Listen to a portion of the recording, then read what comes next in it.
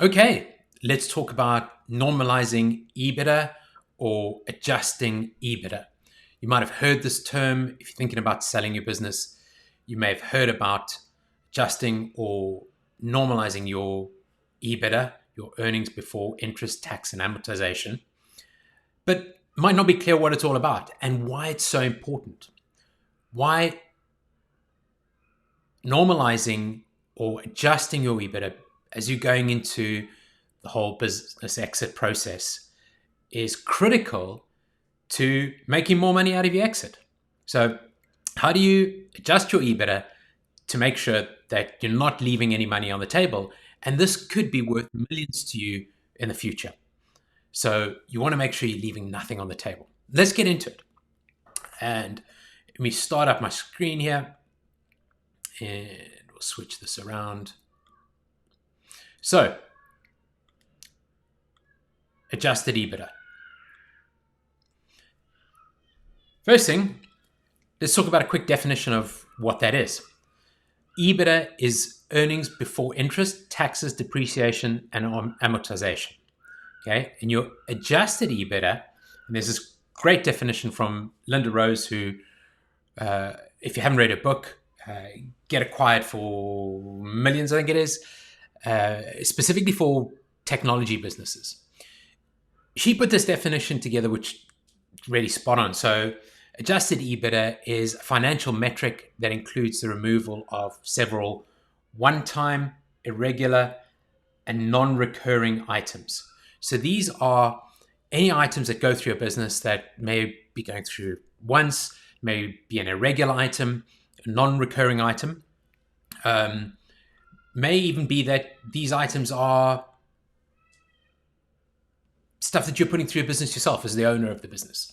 So these may be expenses that go through the business that are things like a car, your salary might be very high. So what we want to do is add back those expenses. And it kind of sounds counterintuitive, but as I go through the example, you see how that works. So let's get into the example and take you through that. Let me open that up and just swap these around. There we go. So taking a look at an example, some of the adjustments that you're able to do. The top here, we've got, on the left, we've got the add backs, and there are positive adjustments. So you may be taking out a bigger than normal salary. So you've got an excessive salary. Or you might be taking out bonuses, or you might be putting a car or housing allowances or something of that nature through the business. When you sell the business, if you're drawing out more than a market-related salary and the new owner is putting a CEO in place to run the business, then you may be reducing that number. Or you may be taking the entire salary out of the picture, moving that whole expense, because you're no longer going to be involved in running the business, and the new owner is either quite happy that your leadership team runs the business, and that's another great reason for building a really strong leadership team. So one of the things I do is I coach business owners is help them to work on building that strong leadership team, so that ultimately when you move out and you leave the business, that business can effectively thrive without you. And that means that you could probably add back your salary so it's no longer an expense in the business. And what I'm doing today is giving you a very high level view of this so that you understand the concepts, but it's critical that you're talking to your CPA, your mergers and acquisition partner, whoever you're working with this from a financial standpoint, that you're going through this in a lot of detail with them. Because if you're not, you could potentially be leaving millions on the table. So we've been through the top 3 country clubs, season tickets to football, whatever you may have there in terms of boxes or anything like that. Personal insurance, life insurance that's going through the business. Owner travel. So if you're traveling, even if you're taking a certain amount of time off in the year and putting that through the business, maybe you're going to a conference and extending your stay, that owner travel would no longer be an expense in the business.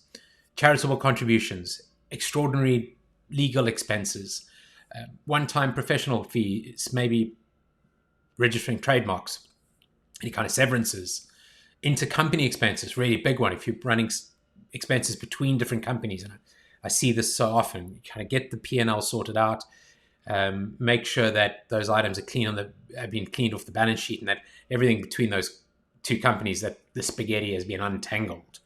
So the extraordinary losses or bad debts or anything like that. So these are all the things, all the expenses that you can add back in, and you'll see how we do that in a moment. I'm not suggesting that you can take any of these. I think, again, talk to your financial advisor. That's critical. But these are the kind of things you should be thinking about. On the flip side, there are negative adjustments.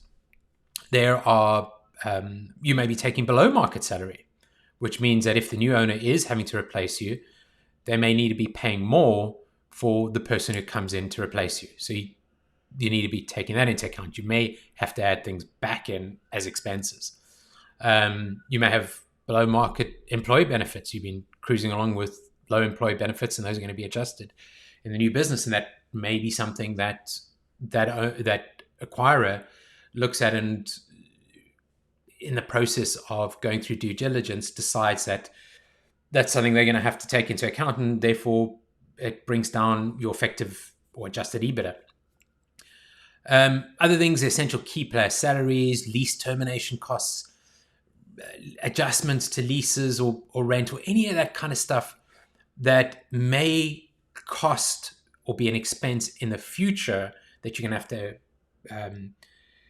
that the new owner is going to incur, that's going to affect your adjusted or normalized EBITA. So let's take an example, or take a look at an example of this.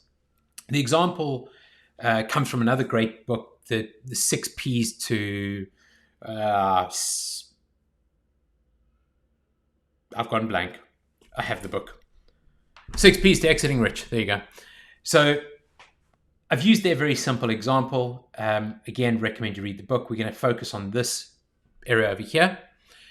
And you've been taking a salary of $250,000. So that can be added back in. And when I talk about added back in, it's an expense that you're adding back in effectively. So it sounds kind of strange. You've got to get your head about it, but essentially you're taking all this money and you're saying, add it back on top of the net income that I declared in my tax return. So add back things like owner salary, personal insurance, phone and internet if they're home, meals, travel, entertainment, any of that kind of stuff that you might be doing, charitable donations, club dues, professional fees, non-recurring one-time expenses, total add backs.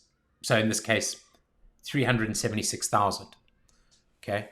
So what's happening is that you're taking all those expenses and you're adding them back in, and your initial reported 2.5 million now becomes 2.876 million, which is your adjusted EBITA.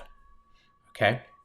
So if you take the 2.5 million that we've got at the moment, so you say 2 million and you apply a multiple of 6, you're talking about 15 million for this business. So if the multiple for your industry or your business is times 6, it would be 2.5 million times 6, and that would give you a value of the business of 15 million. Now, I'm not suggesting you'd get 15 million. That's going to depend on a whole lot of other circumstances. You may get way more, way less. What I want to illustrate here is the value that's sitting here in the 376,000. If you come over here, what we got is that 376,000 times, so 376 times your multiple, which is going to give you 2.256 million. So on top of your 15 million, you stand to make another 2.2 million just from those add backs. So here's what's important. What you want to make sure that you're doing is, in the run-up to getting ready to sell your business, you want to start detangling everything, and ideally keeping 2 separate sets of accounts almost. So one, which is your reported set of accounts, and one, which is what your accounts look like with your adjusted or normalized EBITA. and making sure that you have all the receipts, all the justification you need. So when you sit down with your CFO, your mergers and acquisitions partner, you're able to justify those expenses, you understand them, and work through this process of adjusting your or normalizing your EBITDA. Hope that helps. It stands. Getting this right stands to put more money in your pocket. Make sure you're not leaving any money on the table. So, yep, think about that. Hope it helps, and see you soon.